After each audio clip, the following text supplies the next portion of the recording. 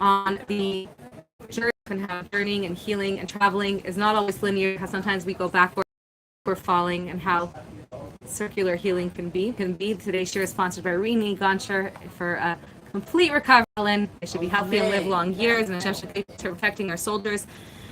Okay, so Lech Lecha is Avraham's directive. Like we said, Lech Lecha is the first conversation between God and man, where Hashem tells Avraham, go, travel, that it's a reverberating, we learn, leave your birthplace, your land, and go to the land that I will show you. We learn this as an ongoing directive, every single one of us, to reach our Lech Lecha, to go to you, to your highest potential, to your highest capacity, to your highest self. That is this ongoing command between Hashem and us. That's our main mandate in life. Hashem says, keep journeying. And the journey never ends. We learned we learned in the previous class that it's Lech Lecha is a continuous journey. That we're never stop. We're connected to infinity, and therefore we have infinite potential of growth. Even when we think we're done and we're ready to retire, Hashem says to Avram, you're 75, your journey begins now. Your real journey starts only now, when you think you've reached the max capacity. And in this, we have this shocking story in Avram's journey, where he follows Hashem blindly to the land that Hashem will show him. Finally, Hashem takes him and reveals to him. He gets to Eretz Yisrael, and very shortly afterwards, he's thinking he's journeying to his destination, and what happens? There's a famine. Vayhi ra'av ba'aretz. In Parak, it's literally 9 psukim after Hashem tells him to journey. Vayhi ra'av ba'aretz. Vayered Avram Mitzrayim lagor sham ki kavod ra'av ba'aretz. There's a famine, and he's forced to descend, leave his journey, and go down to Egypt because the famine was very strong. And this is such a timeless message for all of us, that we think we're on our journey. We're headed in the direction we want to go in. We're making strides. We have our plan. We're reaching our destination. And then life throws these detours at us. What message is Hashem sending us? And that Avram is reaching his journey, and a minute after he gets there, he has to go down to Egypt and leave his place. Like, he just got there. Why are we shaking him around? Where's that's not your journey. And that's the deepest message, that we often feel like we expect our journey to be like, we plan out our life plan. We plan out our plan. I'm going to go from here, and I have my destination in mind, and I need to get there. And then when it doesn't go my way, what often happens usually is that I have my plan of point A to point B, and this is how I want my life to look, and I want to be done having, and have this amount of kids and this amount of years, and then retire and and then life rarely happens that way. Hashem throws these curveballs and detours at us, and we resist it so much. At least I do. I'm like, wait, no, I'm trying to get there. Why are you shaking? Why are you moving me here? Why is this going wrong? Why am I moving backwards? And so often in my healing journey, I'm like, oh, I'm going to get better. I'm going to get to this healing point. I'm going to come to work on my ADHD. I'm going to come to my shir, at the time that the shir starts, not half an hour after everyone else shows up. And, my marriage goals. And then I'm like working on it, and I'm working so hard. And then I find myself not like back where I started sometimes, and sometimes even worse. I'm like, why am I falling backwards? Like, we made progress, we moved forward, and now we're having the same fight, that we had 4 years ago. Or I finally made progress, getting more time. Now I'm even later than I used to be, and it feels like I'm sliding backwards in my plan to my destination that I wanted to go to move forward. And we learn this message from Avraham. Hashem is telling you that that's not what Lech Lecha means. Lech Lecha doesn't mean to the land that you want to go to the journey that you had in mind. Lech Lecha means movement. It means that you're on a continuous life journey, and that journey is rarely, if ever, linear. It's not point A to point B. Like Avram's journey is like here, and then detours, and then a war, and then he comes back from Egypt, and then there's a war, and then there's here, and it's like it's not what journeying in life is, not how we would like it to be. As humans, we want it to be linear. It's circular, it's backwards to go forwards. And why is it that way? And it's so frustrating. And if we get caught up in resisting it and fighting it, we suffer a lot, right? Because we're like, no, I want to go back on track. Like, how do I make this detour end, right? Recalculating, and I want to recalculate and get back. And Hashem is like, no, you're missing the point. Lech Lecha, the mandate to move, is just to be moving. Movement is movement and growth, even if it feels like you're moving backwards.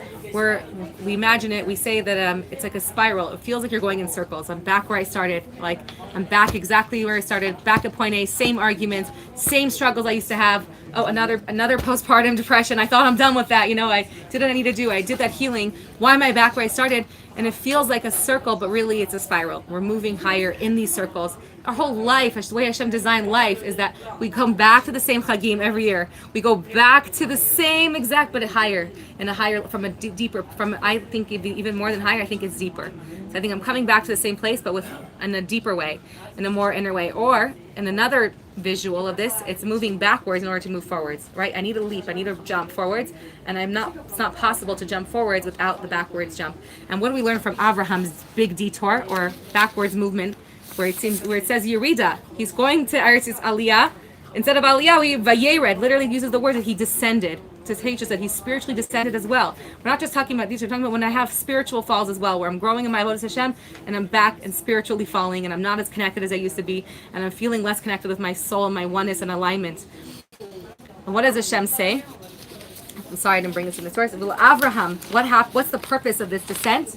Avraham Heitziv Bavura. He comes out, the Avram kaved me'od b'mikneh v'kesef v'zahav. And Avram comes out laden heavy with mikneh, with acquisitions, wealth, and zahav. Now, this is a foreshadowing of Avram going down to Mitzrayim. It's eerily foreshadowing what happens to us a little while later, a couple of generations later, where we have a famine and we go down into Egypt. And what does Hashem say? Hashem foreshadows this for him in this week's Parsha. It says that Hashem is making the covenant with Avram that his children will get this land. And he's like, it won't be that simple.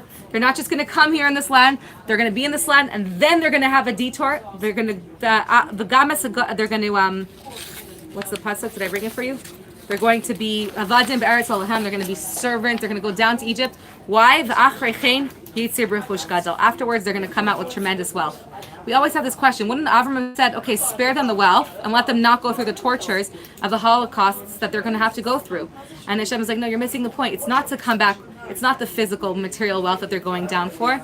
It's that this deepest message in life is that the descents and the detours of our life are where we acquire the greatest light and the greatest wealth in our life.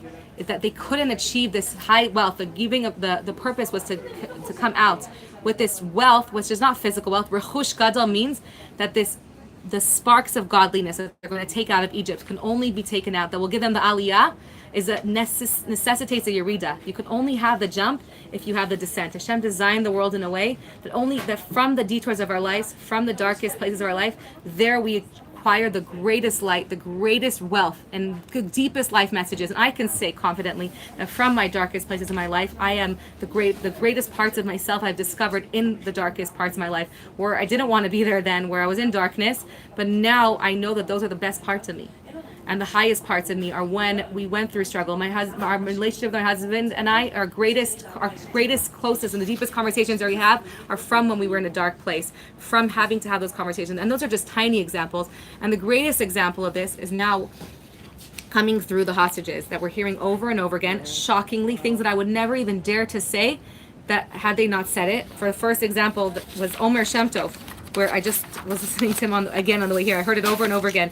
He was speaking about how he found the greatest light in the tunnels to the point that he describes the dark, and he said, I can't describe to you the darkness. There was not even a shadow. It was so dark. He said, I could see nothing. I couldn't move, like the makat choshech.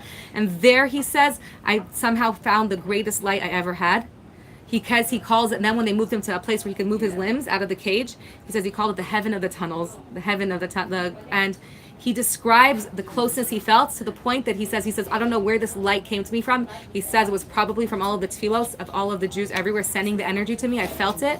And he says that he found connection to Hashem to the point that he misses now in freedom the connection that he had to Hashem in the tunnels. He said every night before he went to bed, he would have a 5-minute conversation, about 5 minutes of talking to Hashem. And he said, I felt Hashem with me more than I'll ever feel him with me again. They discovered Shabbos, and they felt this light with them. And when you're hearing this, like, you get chills, and I cry, and I'm just like, how could it be? Because like, I can't imagine that I could ever find light in such dark places. I would find like anger and resentment, and hostage after hostage is coming out and saying how they found their greatest light, and they're like, it was a gift. I'm like, I could never even speak these words. How could you even say that? And they're just coming out over and over again. The stories of Marnie's daughter Chava is friends with the Ram, and he keeps coming out and saying how he found his like deep connection to his Judaism in the tunnels, him and his mother. And then the story that I just shared in the last class about Bar Kupferstein, who the captor called the mother to tell her that she needs to do more if she ever wants to see her son again, and put pressure on the government. And instead she said, "Haben shli lo b'yadayim shelcha." Hashem,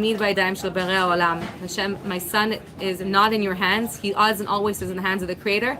And you, the captor, are also you are also in Hashem's hands. Just these messages of finding light in the darkest places, they're hard to logic, beyond logic. And this is the message of Avraham, having this detour, to remember that our destination, it's not about, Hashem doesn't tell him a destination. It's about constantly moving and being able to lean into all of the detours where Hashem takes us, where life takes us. If we're going on a like my children, I used to teach them this, and when we were lost, like when we make a wrong turn and driving, and I'll be like, oh shoot, we're lost. We're not lost. Hashem is sending us here. It's specifically when you have those detours, you actually feel Hashem the most, because you see, like, this is not my plan. This is Hashem is pushing me somewhere else, because in this space that He's sending me, in this miscalculation or this misstep where I'm frustrated because this is not what I planned for my life, it's because Hashem is pushing me to such deep wealth and sparks that I can only uncover in these places. And that's what Avram came out with, this heavy with wealth, spiritual wealth, deep wealth, connection, deep gifts that he can only acquire in this Yerida. And he paved the way that when we went down to Egypt and then all the following Galileo and the dark places that we would go to, that it would be for the purpose of coming out. They're going not to punish them, God forbid, but because in those darkest places, they're going to bring out with them such powerful lights, and they're going to come out with so much more wealth and a jump, an aliyah, that they could only have achieved through the Yerida, through bending back, or like the bow and arrow, pulling backwards and inwards. That sometimes feels like you're going backwards, but the Rebbe said that the chizuk we need is to remember that in the Yerida, in those parts that you feel like you're detouring and you feel like you're in this dark place, or you're in challenging, or you're falling, or you're failing, and you're not reaching your goal, to remember that that's Hashem bringing you backwards for an aliyah that's so much greater. And if you can remember that, then even in the Yerida, rather than fighting it, you're like, okay, let me start looking for the light here. And we could start bringing the light into those darkest places, and then it won't even have to feel like a Yerida. I bless all of us to only have aliyah, to be able to uncover so much light wherever we are, and to feel Hashem's presence, feel we're in Hashem's hands wherever we are. Thank you so much for joining. Having a conversation with the